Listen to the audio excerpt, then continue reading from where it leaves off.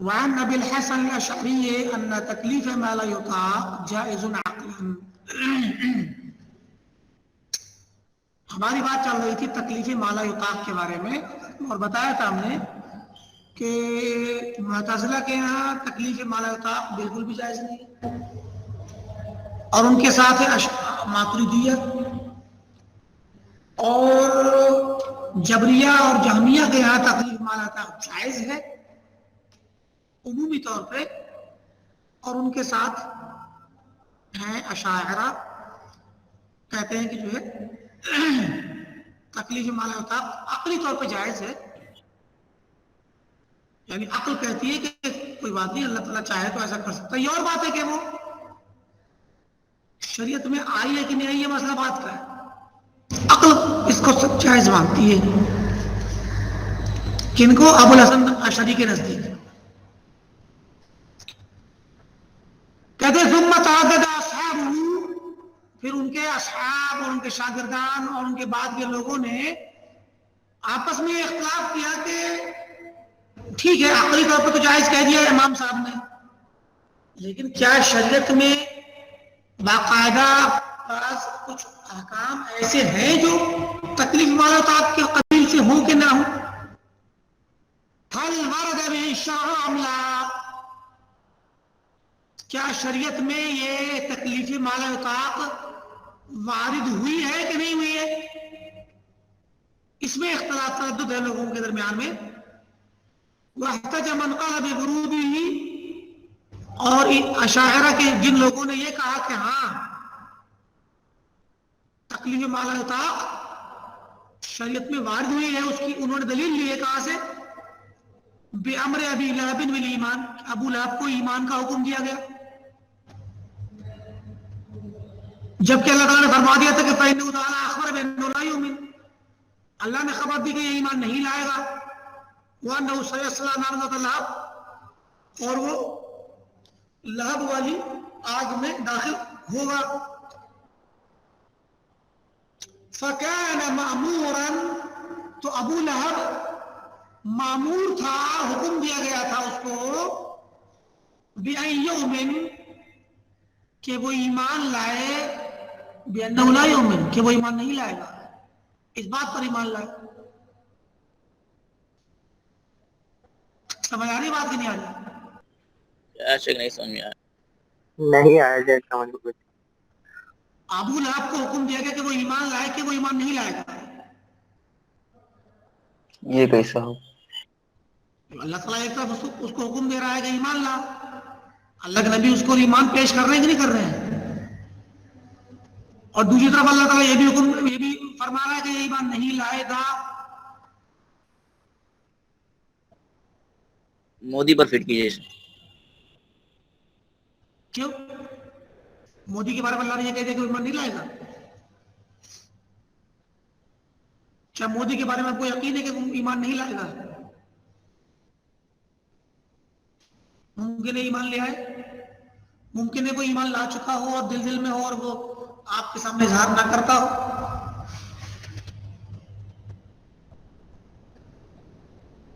مودی اور ابو لہب برابر نہیں ہو سکتے، معاف کیجیے گا.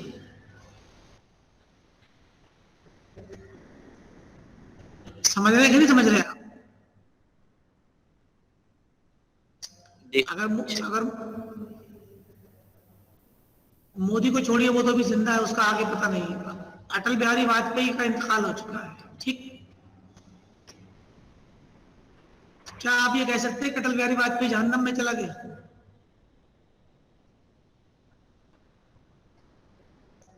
نہیں کہہ سکتے.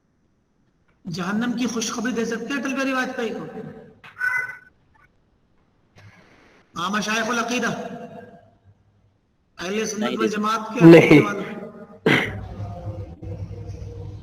اگر سے اس کے مشرک ہونے پر اجماع ہو گیا تو ہم کہہ سکتے ہیں کہ وہ جہنم میں جائے. اجماع ہو گیا کیا مطلب؟ اس میں اجماع کہاں سے ضرورت پیش آ گئی؟ وہ تو کافر تھا، وہ کافر تھا، وہ مشرک تھا. ہم اس کو مشرک اور کافر ہی جانتے ہیں، ہم نہیں جانتے کہ وہ مسلمان تھا. وہ کبھی اس کے باوجود بھی ہم یہ نہیں کہہ سکتے کہ وہ جہنم میں چلا گیا. किसी भी उस आयत का फिर मुअय्यन जवाब शख्स देंगे, हाँ? उस आयत का फिर क्या जवाब देंगे? इन्नल्लाह ला यगफिरु अन युशरका बिही व यगफिरु मा दूना ज़ालिका लिमन यशा। फिर इस आयत का क्या मतलब?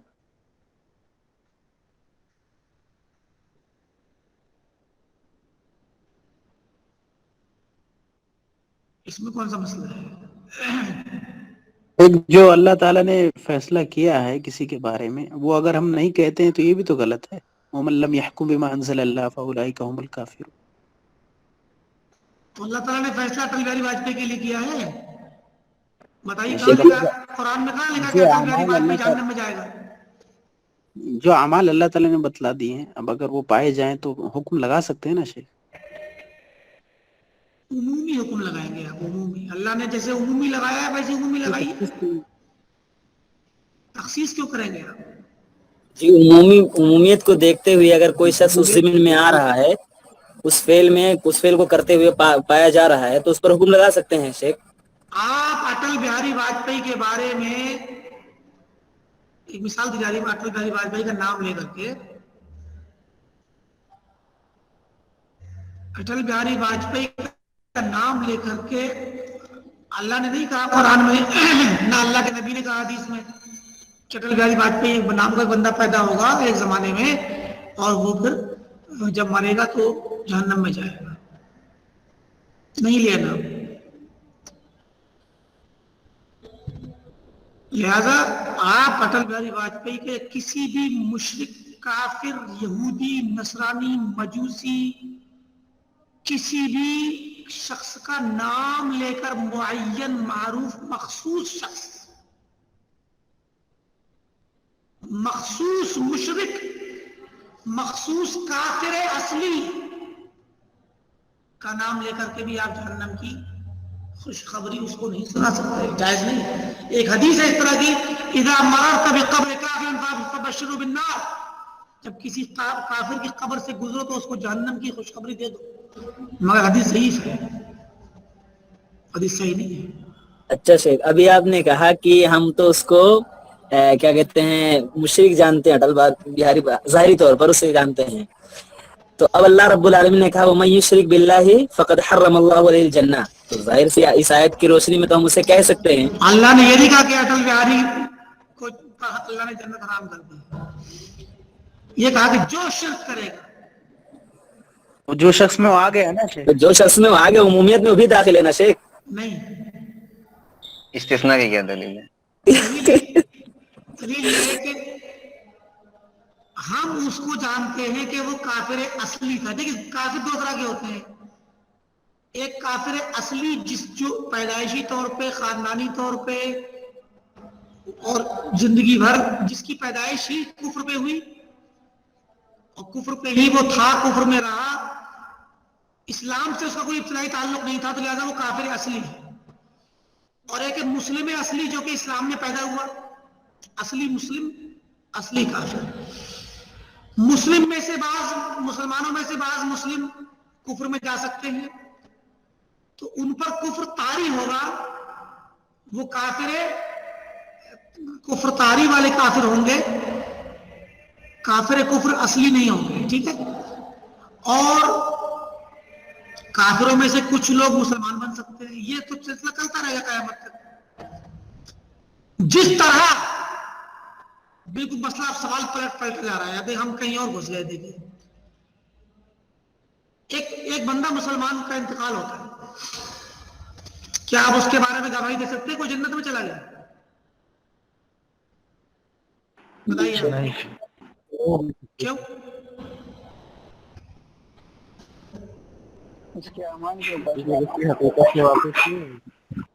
खैर की उम्मीद तो रख सकते, लेकिन देखिए खैर की उम्मीद रखेंगे लेकिन गवाही नहीं दे सकते, तय नहीं कर सकते कि जन्नत में, ठीक है जी।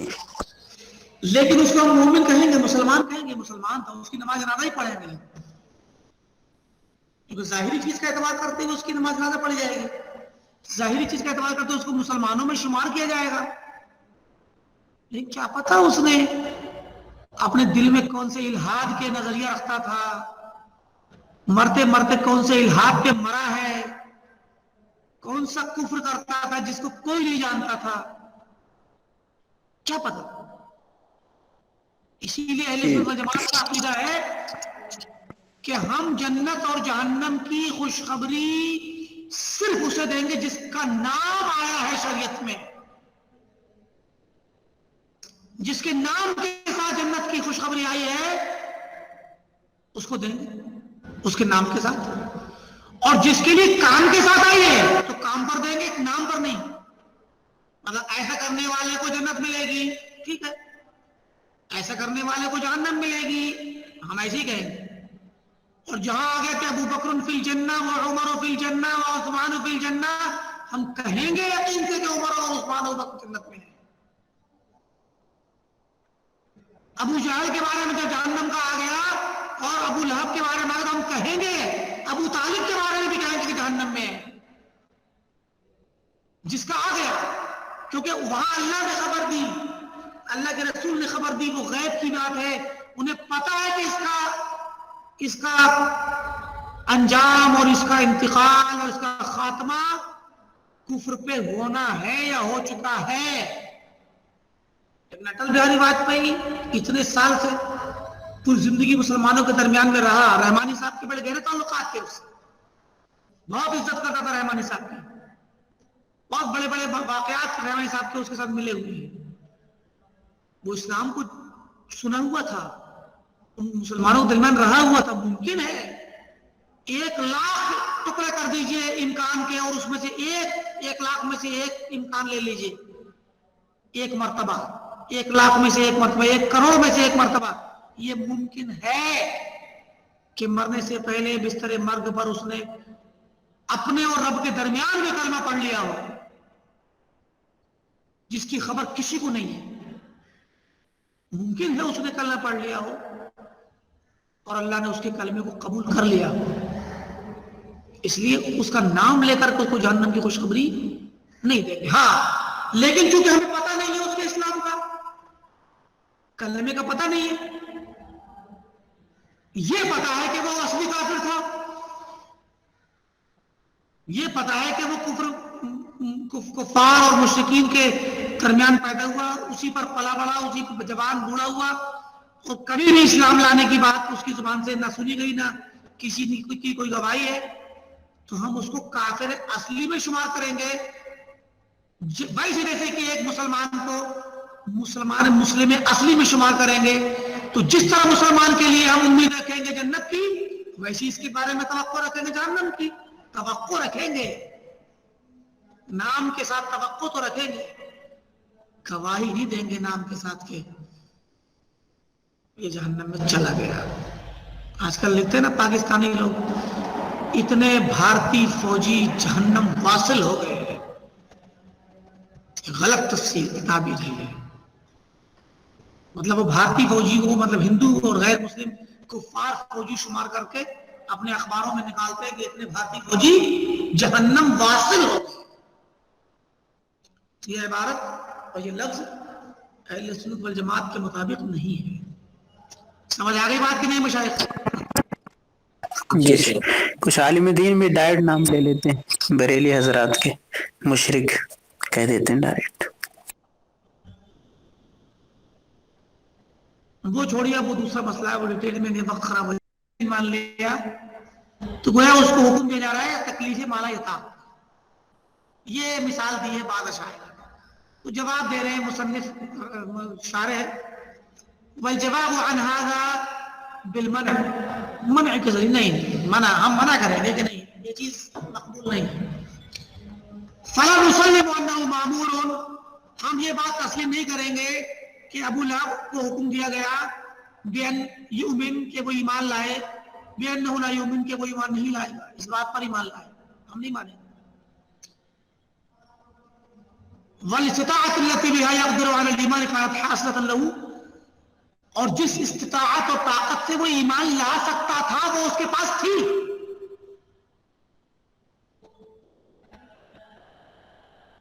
जो ताकत ईमान लाने के लिए होती है इस्तेमाल, वो उस पर थी, लिहाजा तकलीफ माला का हुक्म नहीं दिया गया उसको। फहुवा गैर आजिज़ अन तहसील ईमान, ایمان کو حاصل کرنے سے وہ عاجز نہیں ہے. فما کلف الا ما یطیقہ، تو اس کو تکلیف نہیں دی گئی مگر اسی چیز کی جس کی وہ طاقت رکھتا ہے.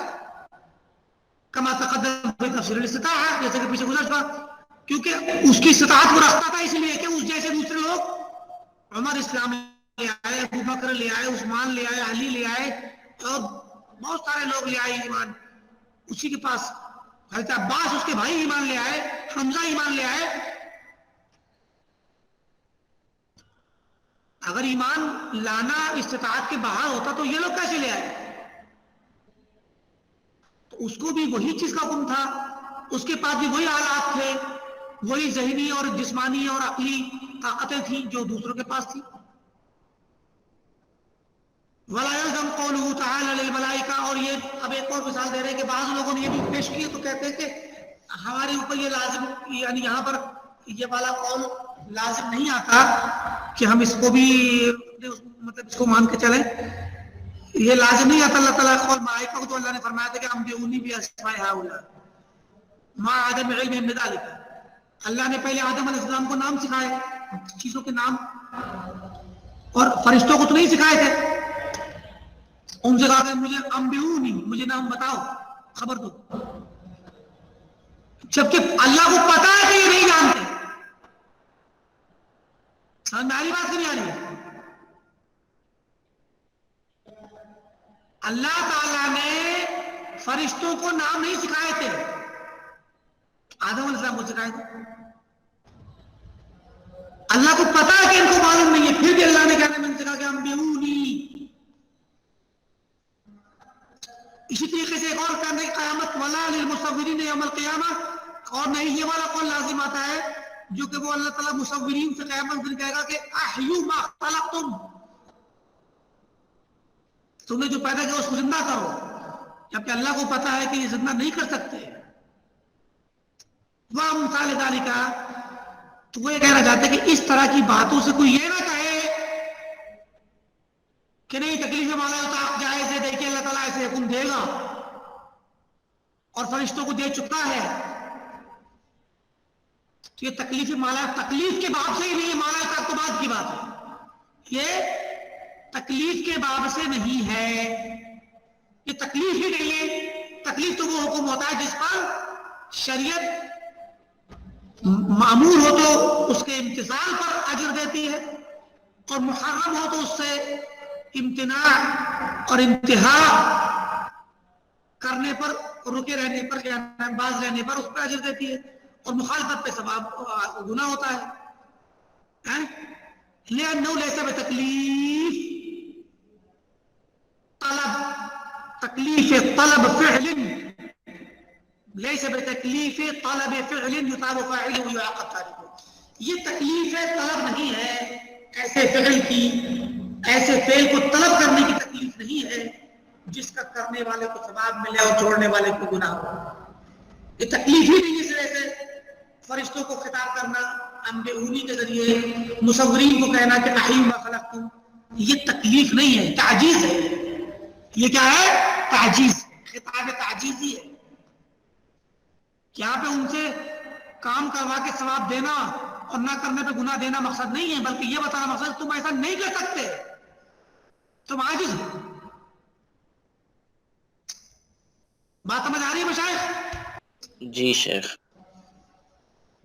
وَقَضَى لَا يَلْزَمُ دُعَاءُ مِنْ فِي قَوْلِهِ، اسی طریقے سے ہم پر یہ بھی لازم نہیں آتا اس مسئلے میں، مطلب تکلیف مالتات کے مسئلے میں مومنین کی دعا کرنا اللہ تعالیٰ کے فرمان میں کہ ربنا ولا تحملنا ما لا طاقت لنا به. اہل ایمان نے دعا کی، اللہ نے سکھلائی کہ ربنا ولا تحملنا ما لا طاقت لنا به. تکلیف ما لا طاقت کی تحمیل سے کہ اللہ ہمیں، گویا دوسرے لفظوں میں یہ کہ اللہ ہمیں تکلیف ما لا طاقت مت دینا، ہم پر بوجھ نہ ڈال اس چیز کا جس کی ہمارے پاس طاقت نہیں ہے. تو کہتے ہیں کہ اس آیت سے بھی کوئی نہیں نہ پکڑے کہ تکلیف مالا طاقت ممکن ہے، تبھی بندوں نے کہا کہ اللہ ہم پہ ایسا بوجھ مت ڈالنا. تو یہ ممکن تو ہے لیکن اللہ تعالیٰ ہم پہ ایسا بوجھ مت ڈالنا. یہ بھی اس میں کوئی دلیل نہیں ہے. کیوں؟ لأن تحمیل ما لا یطاق لیس تکلیفا،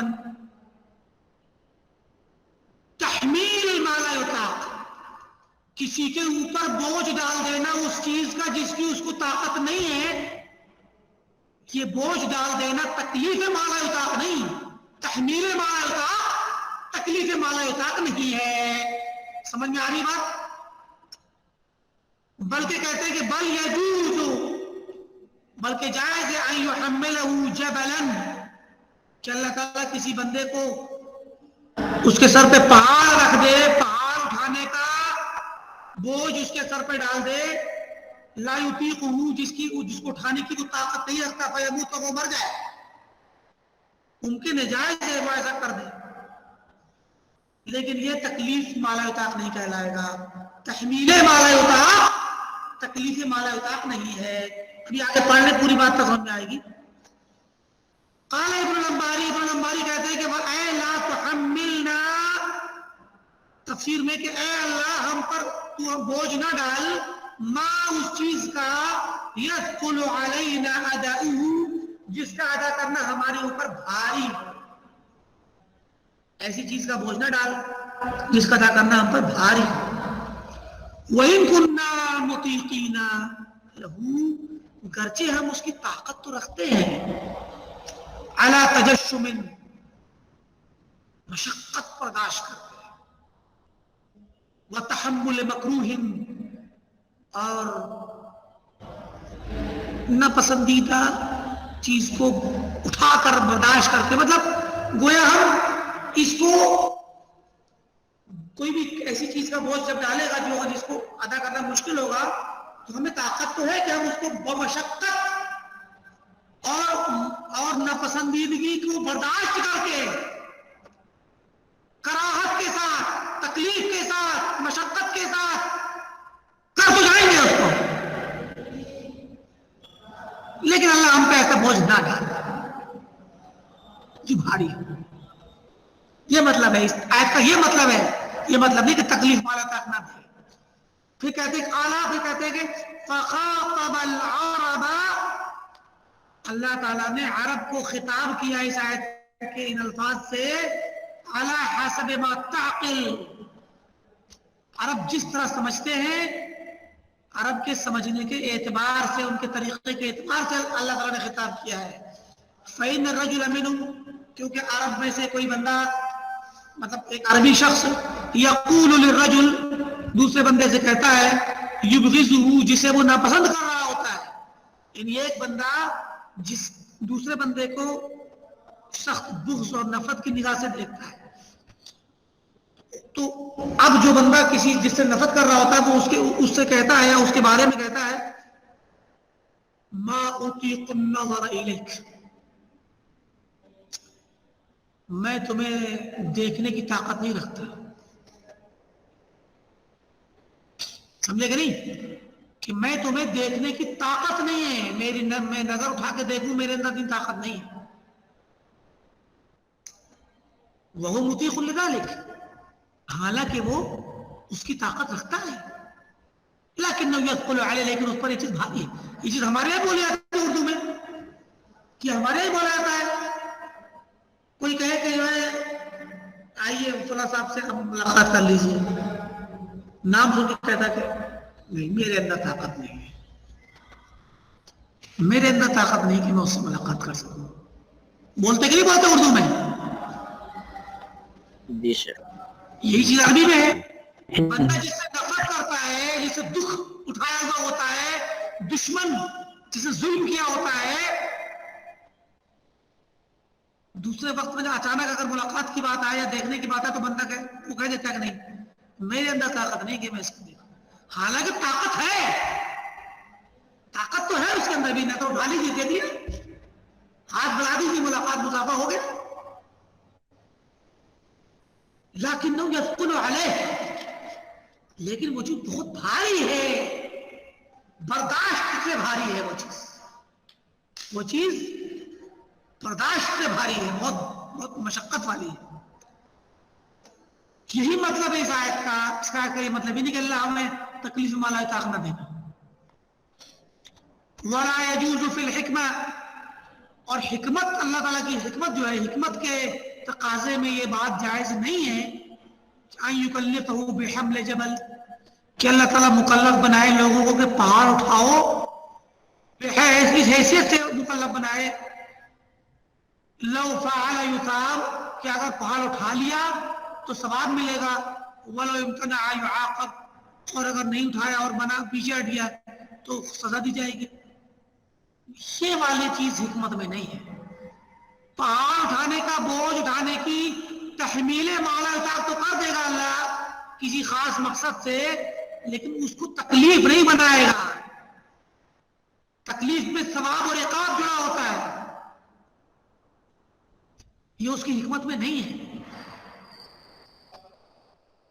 تو سوال بندے بھی ایسا نہیں کریں گے اس سے کہ اللہ تو ہمیں ایسی چیز کی تکلیف نہ دے جو ہم کر نہ سکیں۔ کوئی آپ اللہ کے بارے میں ایسی توقع رکھتے ہیں؟ نعوذ باللہ، یہ اللہ کی حکمت سے دور ہے یہ چیز کہ وہ آپ کو کہنا میں مکلف بنائے جس کی آپ طاقت نہیں رکھتے، تو آپ سوال کیوں کر رہے ہیں اس سے؟ آپ ابھی آپ کہہ سکتے ہیں کہ شیخ ایسا سوال نہ بنانا جو ہم حل نہ کر پائیں، ہے کہ نہیں؟ امتحان کا وقت قریب ہے، لیکن آپ یہ بات ہم سے کہہ سکتے ہیں اس لیے کہ ہم ظاہر ہے انسان ہے، اور انسانوں میں یہ چیز مطلب توقع میں آ سکتی ہے کہ کوئی استاد بہت مشکل سوال بنا دے، ہے کہ نہیں؟ لیکن اللہ تعالیٰ کی حکمت میں یہ چیز قطعاً نہیں ہے کہ اللہ تعالیٰ بندوں کے ساتھ ایسی چیز کا حکم دے کر ان کو پریشان کرے جس کی وہ طاقت نہیں رکھتے ہیں۔ تو اگر آپ مومنین نے یہ کہا کہ ربنا ولا تحملنا ما لا طاقت لنا به، کہ اے اللہ ہمیں ایسی چیز کا بوجھ نہ ڈال جس کی ہمارے پاس طاقت نہیں، اور اس سے مراد یہ ہو کہ جیسا کہ اشاعرہ لینا چاہتے ہیں، اس سے مراد یہ ہو کہ اللہ ہمیں ایسی چیزوں کا پابند اور مکلف نہ بنا جس کی ہمارے اندر طاقت نہیں ہے، یہ مطلب مراد ہو اس آیت کا، تو پھر یہ اللہ تعالی کے ساتھ حسن ظن نہیں ہے۔ اللہ کی حکمت کے خلاف آپ اس کے متعلق ظن رکھتے ہیں، اور پھر اس پر آپ کہیں اللہ ایسا مت کرنا۔ گویا دوسرے لفظوں میں ہم یہ کہیں اللہ تو ہم پر ظلم مت کرنا، اللہ تو ظلم مت کرنا ہم پر۔ کیا اللہ ظلم کرتا ہے جو آپ کہہ رہے ہیں اللہ ظلم مت کرنا؟ ہاں مشائخ،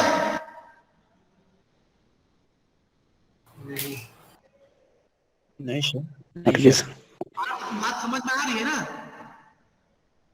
ربنا ولا تحملنا ما لا طاقت لنا به کا ترجمہ یا مفہوم کو یہ کہے کہ ولا تکلفنا ما لا نطیق، کہ ہم جس چیز کی طاقت نہیں تو اس کی تو ہمیں تکلیف اور شریعت کی تکلیف نہ دے، مکلف نہ بنا، یہ معنی کرنا ایسے ہی ہے جیسے کہ ہم یہ کہیں اللہ ہم پر ظلم مت کر۔ جس طرح اللہ تعالیٰ ظلم نہیں کرتا ہے ویسے ہی تکلیف مالا طاقت بھی نہیں دیتا ہے۔ کما خبر سبحانہ والنفس، کہ اللہ نے خبر دی ہے انہ لا یکلف نفسا الا وسعها، اسی صورت جس کا جہاں سے یہ آیت آ رہی ہے لا یکلف اللہ نفسا الا وسعها، اللہ نے فرمایا۔ ایک قول تو یہ تھا ابو الحسن اشعری کا، جس کے متعلق امام ابن ابی العز رحمۃ اللہ علیہ نے دیوبندیوں کے تمام دلیلوں کو رد کر دیا، حالانکہ دیوبندیوں کی نہیں، دیوبندیوں کے چچیرے بھائیوں کی ہے، اشعریوں کی۔ دوسرا قول ہے بینو ما یقول، دوسرا قول ہے، ایک تو تھا کہ ابو الحسن اشعری کا قول تھا، دوسرا قول ہے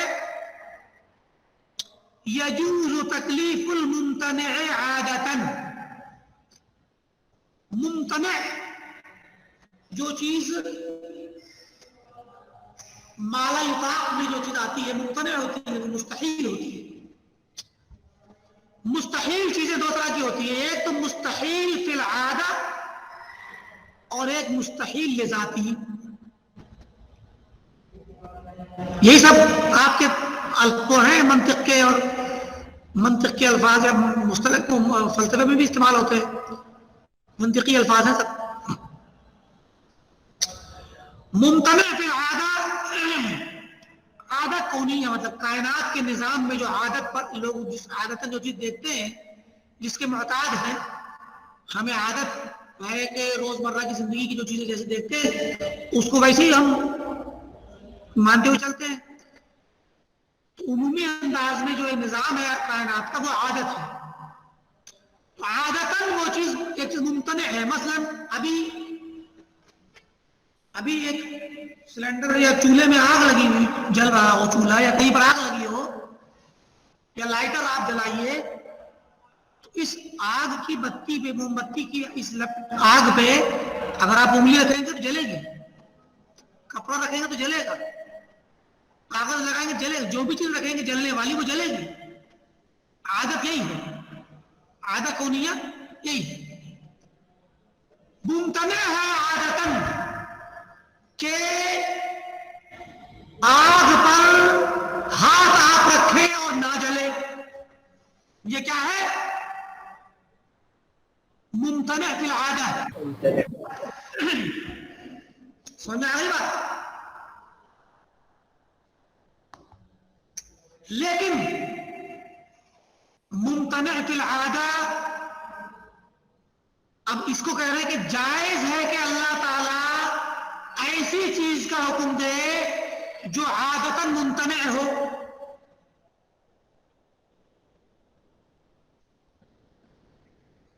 عادتاً ممتنع ہو، جس کا عمل میں آنا یا وجود میں آنا مستحیل ہو، مگر وہ مستحیل فی العادہ. مثلا اللہ کے نبی صلی اللہ علیہ وسلم نے فرمایا، ایک آدمی آیا، اس نے کہا یا رسول اللہ میں ہم حاصل کرتے ہیں اپنی بیویوں سے. تو آپ نے کہا کوئی بات نہیں ہے، مگر تم یہ مت سمجھنا کہ اس کے ذریعے بچہ نہیں ہوگا. اللہ تعالیٰ اس بات پر قادر ہے کہ وہ پتھر سے بھی بچہ نکال سکتا ہے. یہ حدیث پڑھی ہوگی آپ لوگوں. کچھ دنوں کے بعد وہ بندہ آیا، کہتا ہے یا رسول اللہ میری بیوی حاملہ ہو گئی ہے. ٹھیک، چلیے اب یہ تو بات ہو گئی عمومی. اسی میں جو لفظ آیا اللہ تعالیٰ قادر ہے کہ پتھر سے بچہ نکالے. اس کی مثال صالح علیہ السلام کی اونٹنی کو بھی نکالا تھا اللہ نے. اللہ تعالیٰ قادر ہے کہ پتھر سے پانی نکالے. موسیٰ علیہ السلام نے جب پتھر پہ مارا تو چشمے جاری ہو گئے. لیکن یہ سب مستحیل ہے عادتاً یہ کام. تو بعض لوگ کہتے ہیں کہ جائز ہے کہ اللہ تعالیٰ مکلف بنائے بندوں کو ایسی چیز کا جو عادتاً مستحیل ہے. یعنی گویا اللہ ہمیں مکلف بنائے کہ جاؤ پتھر سے بچہ پیدا کرو اور پتھر سے پانی نکالو. حالانکہ یہ چیز عادتاً ممتنع ہے. سمجھ میں آ رہی بات کہ نہیں آ رہی؟ عادتاً ممتنع کا مطلب ہوتا ہے کہ کبھی کبھار خلاف عادت بھی ہو سکتا ہے، ممکن ہے، لیکن عمومی طور پہ عادتاً وہ چیز مستحیل مانی جاتی ہے. جیسے اللہ تعالیٰ کہے کہ آگ میں کود جاؤ،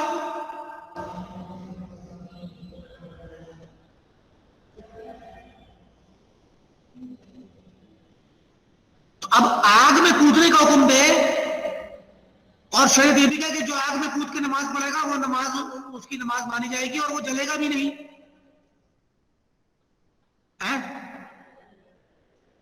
تو آگ میں کودنے سے نہیں جلیں گے آپ. عادتاً تو یہ چیز ممکن نہیں ہے، آگ میں کودنے سے جلیں گے. وہ ابراہیم علیہ السلام کا واقعہ تھا جو کیا نام ہے نہیں جلے ایک بار. اسی پر قیاس کرتے ہوئے ہمارے یہاں کا ہندوستان کا کوئی مولوی نے ابھی پچھلے دنوں چیلنج دے دیا تھا ایک صاحب کو. مفتی صاحب نے یہ سوچا کہ میں آگ میں کودنے کا چیلنج دوں گا، جس طرح ابراہیم علیہ السلام نہیں جلے میں بھی نہیں جلوں گا. ابراہیم علیہ السلام کو اگر کیا نام ہے آگ نے نہیں جلایا، اللہ کی طرف سے خاص معجزے کے طور پہ، اب آپ اس پر قیاس کریں گے معجزے پر، مہا بے وقوفی والی بات کی ہے. کودے کہ نہیں کودے؟ وہ کینسل ہو گیا نا. کینسل ہو رہا ہے. مہا بے وقوفی کی بات ہے. اور آگ میں جل مطلب اتفاق مان لیجئے کہ الٹا ہو جاتا تو وہ بندہ مان لیجئے نہیں جلتا، آپ جل جاتی ہے، دونوں جل جاتے تو دونوں لوگ غلط ہوتے. چلیے نہ جلنے والی بات ختم کر دی، دونوں جل جاتے تو جو جل جائے گا وہ غلط ہوگا، جو نہیں جلے گا وہ سچا ہوگا. چلو ٹھیک ہے، لیکن دونوں جل گئے، اب کیا ہوگا؟ دونوں غلط ہو. دونوں غلط ہیں، دونوں سچے ہیں، ہے کہ نہیں؟ تو یہ مہا بے وقوفی والی باتیں ہیں.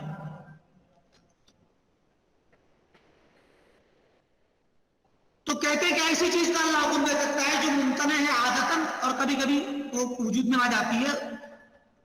یہ والی بات کہنا بھی غلط ہے، عقلی نوشناکی. یہ سب فلسفیانہ منطقی وہ بکواس باتیں ہیں جو جن کو نہ عقل قبول کرتی ہے، نہ فطرت قبول کرتی ہے، نہ شرط قبول کرتی ہے. بس عقلی گھوڑے دوڑاتے رہو اور جو ہے مشرافیاں کرتے رہو. دون الممتنع لذاتی ہی، ممتنع لذاتی ہی کے بغیر، یعنی اللہ تعالیٰ نعوذ باللہ ان کے نزدیک اللہ تعالیٰ ممتنع فی العادہ چیز کا تو حکم دے سکتا ہے، ممتنع لذاتی ہی کا نہیں.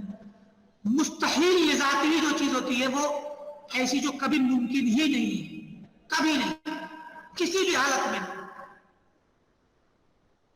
ایک ہی وقت میں، ایک ہی لمحے میں، ایک ہی وقت، ایک ہی لمحے میں ایک بندہ پورے طور پہ اندھا بھی ہو اور پورے طور پہ دیکھتا بھی ہو. ممکن ہے کیا؟ اجتماعی نقیضین، جی اجتماع یہ ممتنع لذاتی ہی ہوتا ہے. ایک ہی وقت میں، ایک ہی جگہ پر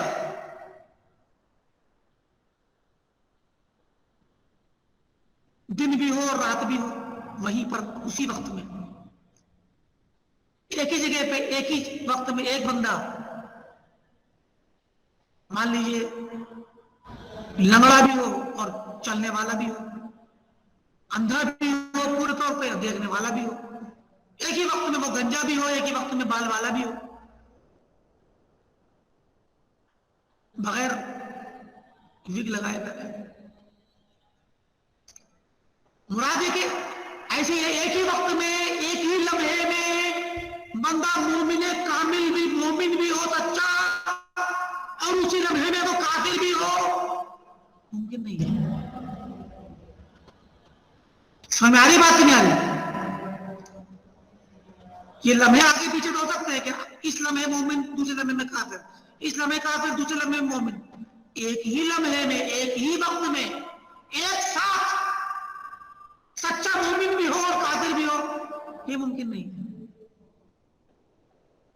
یہ مستحیل لذاتی ہی ہے، یہ ممتنع لذاتی ہی ہے. کبھی بھی ان میں سے کوئی چیز بطور مثال کے وجود میں نہیں آ سکتی. جبکہ پتھر سے پانی نکل سکتا ہے، کبھی پہاڑ سے بچہ نکل سکتا ہے، کبھی ایسا ہوا ہے. اس لیے آگ میں کودنے پر نہ جلے یہ ممکن ہے.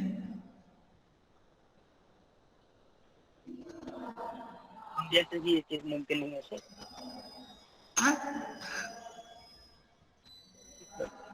ممتنع لذات ہی والی جو چیزیں ہوتی ہیں وہ انبیاء سے بھی مطلب کی جا سکتی ہیں، ان سے بھی اللہ ممکن. تعالیٰ وہ کام اللہ تعالیٰ کے نبیوں کے لیے بھی نہیں کرتا ہے. وہ کام، وہ چیز وجود میں آ ہی نہیں سکتی کبھی.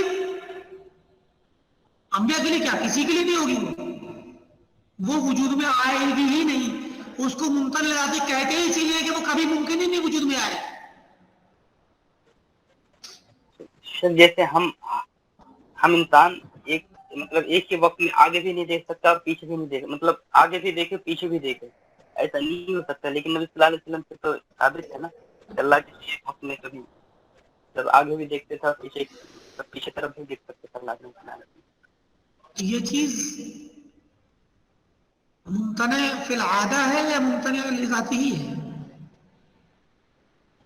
ممتنع لذاتی ہے سر. دونوں نہ عادت لذاتی ہی نہیں ہے، فی العادہ ہے. آپ کی نگاہ صرف سامنے کام کرتی ہے اور تھوڑا سا کنارے کو لے کر کے چلتی ہے، ہلکا سا. ٹھیک، عمومی عادتاً یہی پیچھے کا وہ آپ کے لیے الہام ہوتا تھا. بہت سی اس کے لیے تفسیرات ہیں اس کی. ظاہر آپ کی کوئی آنکھ تو تھی نہیں پیچھے، سمجھ رہے کہ نہیں؟ آپ کے سر پہ یا پیٹھ پہ کہیں آنکھ تو تھی نہیں کہ آپ اس سے دیکھتے تھے. تو اس کی تفسیر میں یہی کہا جائے گا کہ آپ کو اللہ تعالیٰ دکھا دیتا تھا، آپ کو اللہ تعالیٰ پیچھے والی چیز سامنے دکھا دیتا تھا. ابھی مان لیجئے پیچھے کے لیے کیمرہ لگا ہو اور کیمرے کی اسکرین سامنے ہو، جیسے بھی آج کل ہم دیکھ رہے ہیں، پیچھے والی چیز کو ہم کیمرے کے سامنے دیکھ سکتے ہیں نا کیمرے کی وجہ سے. تو ہم کسی کے سہارے دیکھ رہے ہیں. ہاں تو اللہ تعالیٰ اپنی طرف سے مدد کر رہا ہے، آپ کو دکھا رہا ہے. جیسے اللہ نے آپ کو کیا نام ہے بیت المقدس کی ساری چیز دکھلا دی. یہ تو معجزات میں سے، اور معجزات عموماً ممتنع فی العادہ کے لیے ہوتے ہیں. معجزات جو ہیں ممتنع فی العادہ میں ہوتے ہیں، ممتنع ذاتی میں نہیں ہوتے، کیونکہ عادتاً یہ چیز ممتنع ہے عموماً. لیکن کبھی کبھار خصوصی واقعات میں یہ ممکن ہے. یہی چیز ہوتی ہے معجزات سے نکل کے آتی ہے. معجزات جو ہوتے ہیں وہ ممتنع فی العادہ پر ہی ہوتے ہیں، ممتنع لذاتی پر ہو ہی نہیں سکتے. ٹھیک ہے، لیکن نظر لکھا ہے پر وجود، کیونکہ اس کا وجود متصور ہی نہیں ہے. کس کا؟ ممتنع لذاتی کا. فلا يعقل الامر به، تو اس کا حکم دینا معقول نہیں ہے. بخلاف هذا، اس والے کے خلاف جو ممتنع لذاتی ہی جو ہے وہ فی العادہ جو ہے اس کا وجود کبھی کبھار متصور ہے تو اس کا حکم دے سکتا ہے عقل میں. یہ سب مشغافی ہے اور ایک عقلی گھوڑے دوڑانے والی بات ہے. دونوں باتیں غلط ہیں. چلیے